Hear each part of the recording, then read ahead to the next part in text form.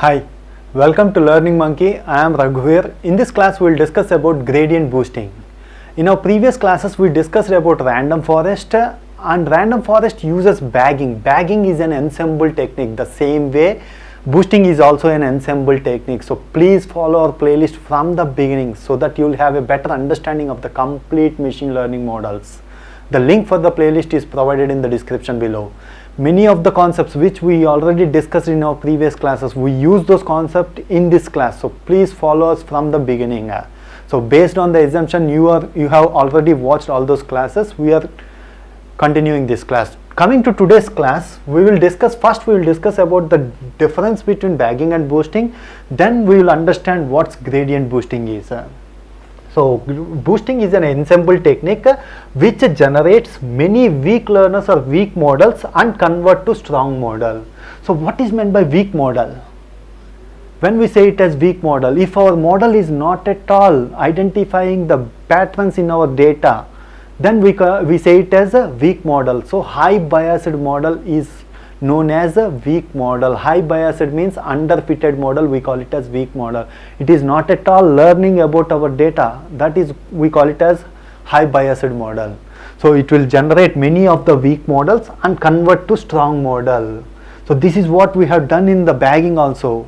So what we have done in the bagging, we have generated many of the high variance models and reduce the variance.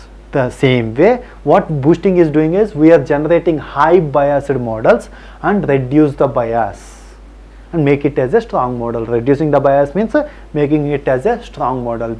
So that is what boosting do. And one more important point we have to understand the difference between bagging and boosting is boosting works like this. We will generate a first base model, high biased base model. Based on the output, the second model depends. Based on this output, the third model depends. That is how boosting works. But bagging is not like that. There is no dependency between the models. Bagging works like this. Generate different individual, not dependent, individual models and take the outputs from that and aggregate that. So the models are not dependent in bagging. Here based on the previous model output, the next model is generated. That's why that is the difference between bagging and boosting. So coming to gradient boosting, let's take an example and understand what gradient boosting is. The example data set which we consider here is bill amount, salary is the input and the tip amount is the output. This example we are using it from our first beginning of our classes. That's why we are using the same example. So bill amount and salary is the input, tip amount is the output. This is what we have to predict. That's why we call it as Y. We considered 5 data points. So why we named it as gradient descent? Why we got the name gradient? This we will understand in our next class when we discuss the mathematics behind this gradient boosting. Now we will understand how it works, but the clear mathematical understanding we will get it in our next class. So what gradient boosting do is, first it will generate our first model. FM means first model. What's the first model is taking the average. That is what our first model is considered in our gradient boosting. Taking the average means taking the average of these values for prediction. This is what our first model is. The average of these points we consider it as, if you calculate the average value, it will come it as 50 point something. For calculation easiness we consider as 50. So our model prediction is 50 for all the values. This is a high biased model. That is what biased model means. For all the values, if the prediction value is same, that's we call it as high biased models. So for first point prediction value is 50, second point 50, third point 50, 50, 50, all the points 50. So after this what we do here is we will calculate the residual value, residual or erroneous value. How we calculate here is y minus y hat. Y hat means predicted value, y means actual value. So y minus predicted value, 40 minus 50 that is minus 10, 55 minus 55, 52 minus 52, 10 minus 5. These are the residual values we got after applying our first model. So what gradient boosting do at this stage is it will generate our first base model, high biased base model. So here we are constructing a decision tree with a high biased model on the residual values. That's the important point we have to consider. on the residual values, not on the tip amount. The input values are same. These are the input values. Bill amount and salary is the input value, but the output value is the residual value. So we have to construct our first base model on the residual value. Here we are taking the height as 1 because we are having only 2 columns. Height is considered as 1, but usually the depth of the decision tree is taken as 5 for high biased models. If you are having more number of columns, the depth of the decision tree is taken as a 5.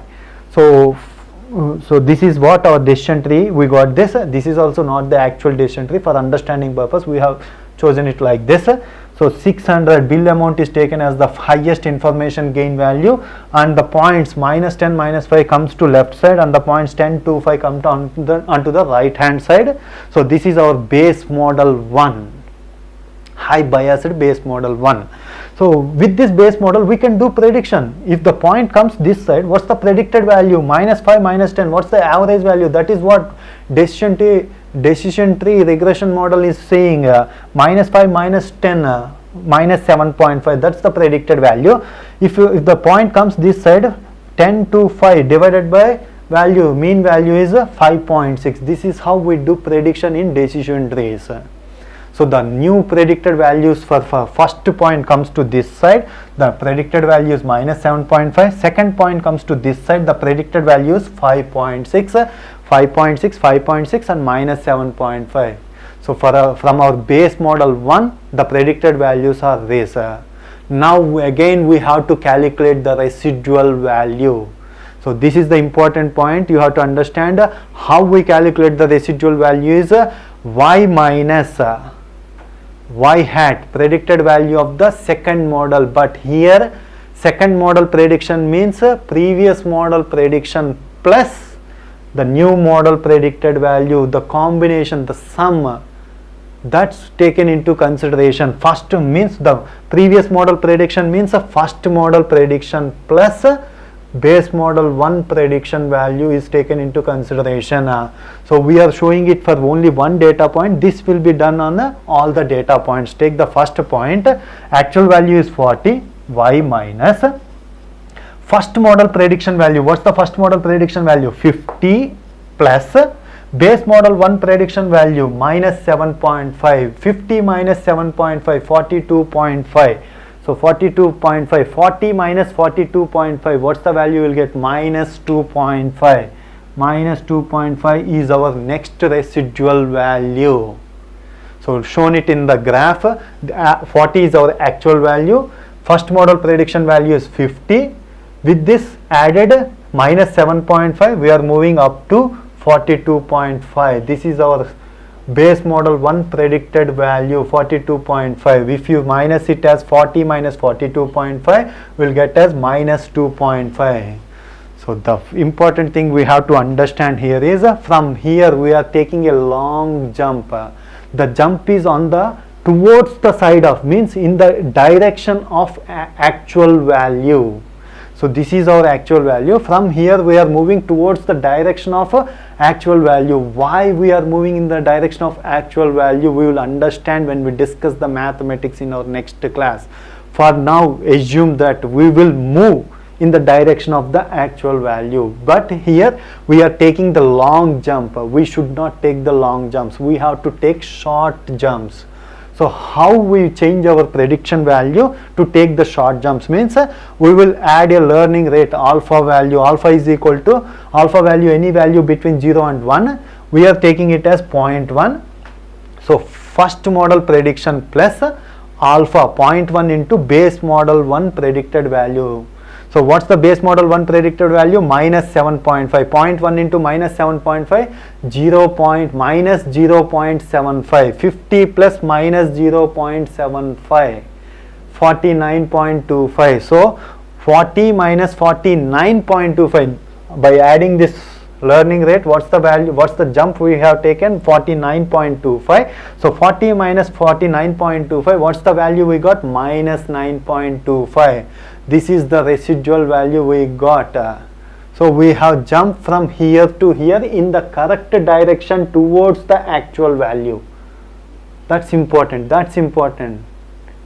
So adding one model, we have moved from first model value to we are moving in the direction towards the actual value. We are taking small jump. If you add one more model, we will take one more jump. If you add one more model, we will take one more jump. After n models, we will move close to our actual value. Whenever we are moving close to actual value means we are doing good prediction. We are making it as a strong model. That is what we have to understand. So why we have to take small jumps, we will understand at the end of the class. If you take the alpha value, different alpha values, we will take, if you take alpha value is 0.001, we will take very small jumps. Means number of models increase to go near to the actual values. So alpha and number of models is taken as the hyperparameters. Okay, so why we have to take the small jump, we will understand at the end of the class. So for now, this is the equation for calculating the prediction of the present model. Now the new residual values are this. Again do the base model 2 on this new residual values and calculate the prediction.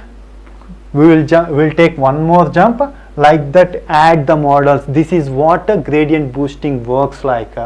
After n models, we will move to the actual value. Once the gradient boosting, when you stop after after taking n models, how we do the prediction for our new data point? New means a testing data point. If a new testing data point comes, so first model prediction is 50 plus, send the new data point onto the base model 1, we will get some predicted value. So alpha into predicted value plus send the new data point into base model 2, we will get alpha into base model 2. This is how we add all the points, we will get the final predicted value. That is how we predict the value for our new testing data points. So this is how gradient boosting works. So why we have to take short jumps? Understand, one way to understand is, if you take long jumps, after two models, after applying two models, we are coming near to the actual value. Means taking two weak models, can you do the prediction for our future data points? No, that is not the good model. That's why take small jumps. This is one way to understand. The other way to understand here is why we are taking small jumps means, first base model 1, if you consider this, if you consider the depth of the base model is 5, suppose in the base model 1, if it considered 5 columns to do the prediction, in the next base model it will consider different columns. Why it is considering the different models? Because the residual value on which the base model do work is different from the residual value of first model. So if the values changes means our next model will consider the new columns. Why? If the value changes means the columns are considered based on the information gain in decision trees. New columns will be considered. The same way, if you take one more model, new columns will be considered. After n models, what we'll do? We'll do prediction based on n different columns. That's why we have to take small steps. Okay, we should not take long steps, so that we will go close very easily. Okay, this is what all about the intuition about gradient boosting. In our next class, we will discuss why we are moving in the direction of actual values. That point we will understand using using the mathematical equations. Hope you understand the concept. If you have any questions regarding the concept, please post your questions in the comment section below.